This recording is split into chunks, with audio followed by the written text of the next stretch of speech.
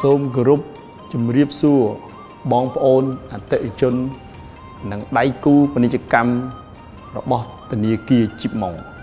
សូមអបអរសាទរពិធីបុណ្យចូលឆ្នាំថ្មីប្រពៃណីជាតិខ្មែរពិធីបុណ្យចូលឆ្នាំថ្មីគឺជាពិធីដែលប្រជាពលរដ្ឋកម្ពុជាយើងនាំគ្នាប្រពៃនិងអបអរសាទរជារៀងរាល់ឆ្នាំហើយក៏ជារដូវកាលដ៏សប្បាយរីករាយមួយផងដែរធនាគារជីបម៉ុងមិនត្រឹមតែបានចូលរួមអបអរសាទរជាលក្ខណៈប្រពៃណីជាតិនោះទេប៉ុន្តែបានបន្ថែមនៅប្រពៃជាសកម្មភាពចូលរួមគាំទ្រនិងលើកស្ទួយផ្សព្វផ្សាយសម្បត្តិវប្បធម៌ទាំងរូបិយនិងអរូបិយយ៉ាងសម្បូរបែបរបស់យើងពីលើកិច្ចការវប្បធម៌ដែលក្រុមហ៊ុនជីបម៉ុងបានចូលរួមថ្មីនេះផងដែរធនាគារជីបម៉ុងក៏បានសហការឧបត្ថម្ភព្រឹត្តិការណ៍បុណ្យភូមិដែលជាព្រឹត្តិការណ៍ដ៏ធំមួយជួយដល់ការផ្សព្វផ្សាយវប្បធម៌ខ្មែរដ៏រស់រវើករបស់យើងឲ្យកាន់តែទូលំទូលាយធនាគារជីបម៉ុង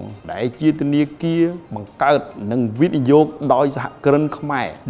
100% យើងយល់ច្បាស់ពីឫសគល់របស់យើងជាខ្មែរហើយធនាគារជីបម៉ុងផ្ដោតសំខាន់លើការផ្ដល់ដំណោះស្រាយហិរញ្ញវត្ថុដែលមានគុណភាពនិងផ្ដល់ប្រាក់ចំណេញទៅអតិថិជនបញ្ហាប្រឈមមុខរបស់លោកអ្នកគឺជាបេសកកម្មរបស់ធនាគារជីបម៉ុងដើម្បីរកដំណោះស្រាយធ្វើយ៉ាងណាជួយជ្រោមជ្រែងអាជីវកម្មខ្មែរឲ្យបានសម្រេចនូវក្តីស្រមៃនិងជាស្ពានចម្លងដ៏រឹងមួយជួយលោកអ្នកឆ្ពោះទៅរកភាពជោគជ័យជានិរន្តរ៍ក្នុងឱកាសឆ្លងឆ្នាំចាស់